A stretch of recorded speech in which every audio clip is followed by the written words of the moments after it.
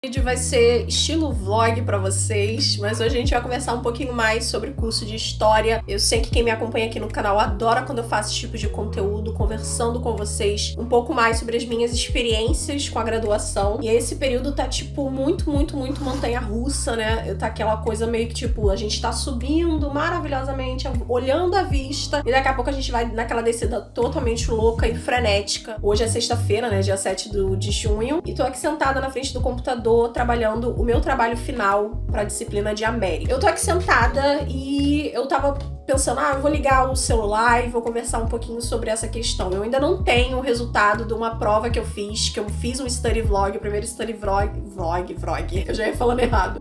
Do primeiro study vlog aqui do canal, e eu ainda não recebi a notícia, a facada de quanto eu tirei, mas recebi o resultado de uma outra disciplina que eu sabia que eu ia tirar um pouco essa nota. Eu tirei 5 abaixo da média, a média é 6, então ficou faltando um pontinho pra me ir na média ali, mas a gente recupera, porque na segunda-feira eu tenho uma visitação técnica acadêmica no Arquivo Nacional, porque o meu trabalho, o meu grupo vai precisar apresentar um seminário sobre o Arquivo Nacional, sobre a história do Arquivo Nacional, sobre os fundos que constam dentro do arquivo e como o arquivo funciona e qual é o trabalho do historiador dentro de um arquivo. E é algo que eu queria muito dialogar, conversar, porque eu falei no meu Instagram, se você não me acompanha nos stories, nem no meu Instagram, as minhas redes sociais sempre fica aqui embaixo, que eu pretendo sim ter uma segunda graduação, e arquivologia é uma dessas opções pra mim, que eu tô meio que conhecendo, sabe, dialogando um pouquinho, e essa disciplina tá me dando bastante essa visão realmente de um arquivo, do propriamente da função do arquivista também dentro do arquivo, não somente do historiador. Só que eu tô aqui sentada, na verdade, fazendo o quê? Estudando Revolução Mexicana. Esse livro aqui em questão é Revoluções do século XX, e vai me servir, eu vou trabalhar com esse livro, e vou trabalhar com esse livro aqui também, que é Imagens da Revolução Mexicana. Esse aqui é do Museu Nacional de História do México, de 1940 a 1982, do Camilo de Melo Vasconcelos. Só que eu preciso pegar mais do que 2 bibliografias, porque geralmente para você desenvolver um trabalho é necessário mais de, 2 bibliografias. Então eu ainda tô trabalhando a questão da bibliografia, mas o que eu sempre faço? Eu sempre monto um esqueleto, eu costumo chamar de esqueleto do trabalho, do que eu vou trabalhar nesse trabalho. Eu gosto muito de fazer isso porque me ajuda na hora de montar o trabalho no PDF ou geralmente no Google Docs. Eu gosto muito de trabalhar com Google Docs. Vai que acontece qualquer problema no meu computador, pelo menos já tá salvo na nuvem, e se eu quiser acessar de qualquer lugar eu consigo, até mesmo do meu celular, os arquivos que constam no meu Google Docs. Então eu utilizo muito o Google Docs. Eu monto o esqueleto no computador e quando eu já tenho tudo formado, escrito, eu só transfiro pro Google Docs. Então eu vou pegar vocês aqui, porque como eu falei, esse vídeo vai ser tipo estilo vlog. Eu vou tentar virar a câmera pra mostrar pra vocês como é que eu faço, como é que eu monto basicamente esse esqueleto no meu computador. E aí eu vou mostrar mais pra vocês detalhadamente agora. Então, esse é o meu computador e é basicamente isso que eu faço, tá vendo? Ó, esqueleto do trabalho de História da América 3. A Revolução Mexicana pela ótica do muralismo, esse é o meu tema. Então, eu geralmente já faço o resumo com as palavras-chave que eu tô utilizando, boto embaixo as referências bibliográficas, ou seja, já botei os 2 livros que eu vou trabalhar, que é a Revolução Mexicana e as imagens da Revolução, só que eu ainda vou encaixar mais umas 2 ou 3 referências bibliográficas, mas eu ainda tô pesquisando em cima exatamente do meu tema, ou basicamente um pouco do que o meu tema vai abranger.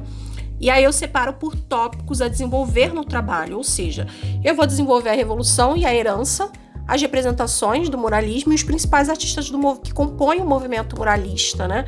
E faço a conclusão, ou seja, eu vou trabalhar 3 tópicos. Nem todo trabalho necessariamente você precisa desenvolver tópicos, você pode fazer ele corridamente, mas eu gosto de fazer basicamente isso para não me perder.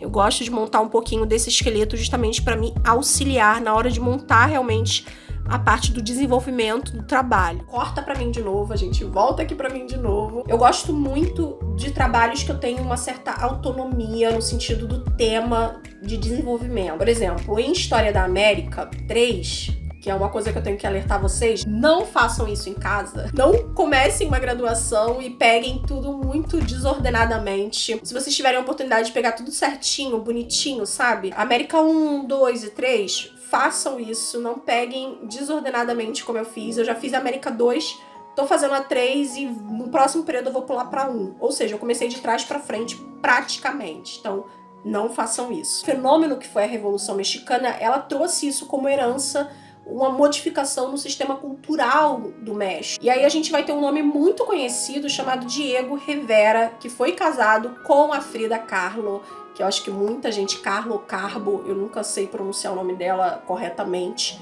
Eu não quis falar da Frida, o professor até deu como dica a Frida, mas eu pensei, a maioria das pessoas da minha turma vai querer falar da... Porque a Frida também tá envolta ali dentro dessa questão do sistema político do México, dessas modificações, e ela também traz umas representações da Revolução e desse processo político do México, mas eu não quis trabalhar a Frida, então eu vou trabalhar um pouquinho do Rivera, de alguns outros muralistas muito conhecidos desse período inicial, assim, do movimento muralista. Então foi um tema que o professor não tratou em sala, mas ele deixou em aberto. Por exemplo, se ele tá falando de México, eu obviamente não vou falar de Revolução Francesa. Se ele tá falando de Revolução Mexicana na América Latina, se ele tá falando de processos que ocorreram na América Latina, eu não vou vir com a Europa trazendo Revolução Francesa e a arte da Revolução Francesa no período ali que ocorreu a Revolução. Óbvio que não. Então ele deu a liberdade no sentido de tipo, vocês podem pegar tudo o que eu falei, inclusive a Argentina, e trabalhar e desenvolver um trabalho em cima do que eu falei, mesmo que eu não tenha trazido para dentro de sala de aula. E aí o muralismo tá dentro disso, afinal o muralismo foi uma das consequências, é uma das heranças culturais da Revolução Mexicana no México. E aí quando eu conversei com ele, ele falou, nossa, esse tema é muito bom, que não sei o que legal. Então eu gosto dessa liberdade, eu tenho uma certa dificuldade de seguir uma linearidade quando é dada pelo professor, sabe? Eu tenho uma certa dificuldade, eu tenho muito que quebrar isso, tanto que nessa última prova que eu fiz era pra casa, como eu falei pra vocês, prova pra casa, professor não brinca em serviço, ele não tá te facilitando, dando pra você fazer em casa a prova, muito pelo contrário, ele quer que você dialogue com praticamente todos os textos, porque você tá fazendo em casa. E aí, a média básica era 6, eu tirei 5, ou seja, eu tirei abaixo da média numa disciplina de arquivo. E aí isso acaba, querendo ou não, como é que eu falo? Eu gosto de um trabalho que eu consiga me desenvolver complementando a disciplina e não dentro da linearidade ou dentro de uma linha reta que a professora quer que a gente trace. Como é o caso dessa mesma disciplina que eu tenho um trabalho para fazer, só que já tem um tema definido, já tem uma coisa pré-definida pela professora que a gente tem que fazer. Então a gente não tem uma certa liberdade porque a gente tem que seguir exatamente o quê? A história institucional do Arquivo Nacional. Então a gente tem que falar sobre o Arquivo Nacional, sobre os fundos, sobre as sessões, sobre tudo que tem envolto do Arquivo Nacional do Rio de Janeiro. Então assim, não tenho autonomia, não tenho liberdade. Então eu gosto quando é assim, porque eu me sinto bem mais fluida para desenvolver, sabe, o trabalho. E a imagem, a arte é uma coisa da história que me chama muito a atenção, gente. Desde a disciplina passada de história e imagem que eu fiz, que eu trabalhei essa questão de análise de imagem e que uma imagem ela não fala por si só. Por isso que existe a legenda das imagens, que é algo extremamente necessário. Você jamais vai olhar uma imagem e vai adivinhar, por exemplo, essa imagem impressa nesse livro que eu achei extremamente lindo.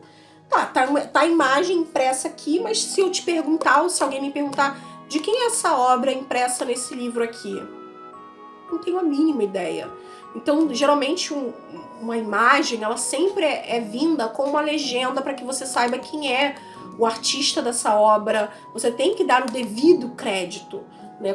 Inclusive no meu trabalho, nesse trabalho, eu já vou pesquisar algumas imagens, eu vou pegar uma imagem de cada artista muralista desse período e eu tenho que botar a legenda, se é um quadro a óleo, a data da pintura, da obra, o artista, o que representa basicamente uma legenda do que é exatamente aquela imagem, o que aquela imagem está representando basicamente ali.